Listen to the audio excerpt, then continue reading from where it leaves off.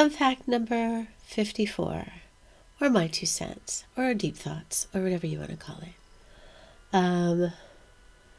I do something that's called worst case scenario. I worst case scenario stuff. I think because I'm very sensitive and empathetic, that sometimes I have to think about the worst outcomes of things. Think about all the realities and possibilities before they happen. How devastating it would be to lose somebody who's the most important person in your life. How devastating it would be if I can't find another job or a better job that can actually sustain my life and I end up on the streets. All the worst case scenarios. Armageddon, everything. Worst case scenarioing. Is that a word? Scenarioing. Don't know if it's a word. Helps me when those things do actually happen, which they often do. And it helps me move forward more quickly so I'm not as devastated. I'm still devastated, or I'm still brought down to my knees, but I get up much quicker because I prepared myself ahead of time for the worst outcome. Sometimes you can't do that. Sometimes something really bad happens and you can't prepare for it. But if you worst case scenario every possibility, sometimes you can. And I do. I think my dreaming one, be a part of my dreams or not, that one that I did before, the fun fact, that's best case scenarioing.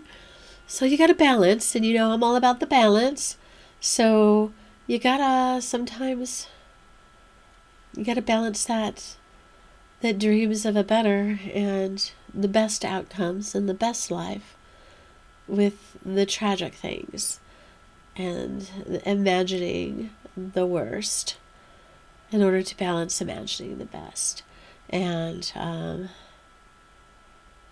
so that's worst case scenarioing, which is probably not a word, but maybe I just made it up and now it'll be a word. You never know, because we've made up a lot of words over time, and if you read some of my books, you can even see some of the words that I've made up over time. But if you have any fortitude or time, I recommend both best case scenarioing and the worst case scenarioing. And even when you have a choice, it's like even when I was talking about AI in one of the past fun fact things.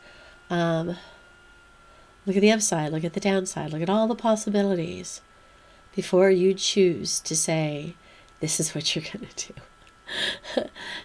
Sometimes you don't have time, and sometimes you just have to act or react. Reacting is not always the best, but sometimes you do. There's mothers that have been able to lift cars off their toddlers just by reacting in adrenaline. So sometimes reacting is a good thing. And then there's times when it's not. Sometimes you need to take a deep breath and just think about it before you react. But there's a lot of ways to prepare yourself, especially if you have sensitivities, for all the possibilities. But there's ones that you're gonna miss sometimes. Like, who knew my husband was going to be a narcissist and not keep any of his promises and make everything about him? I didn't. I thought maybe I wasn't a priority, but I never thought that he would just totally disregard who I was and make me feel bad about being who I was. So, and stop believing who I was. So that was, I think it was more wishful thinking than it was actually knowing that would happen. But when I got married, it was a surprise. I wasn't going to do that either. So, worst case scenario, best case scenario, and then there's surprises.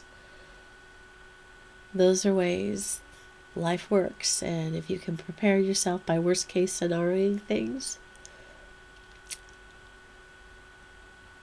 that might help you get up again and keep trying and move forward. And that's all I'm gonna say. Ciao, Bellas.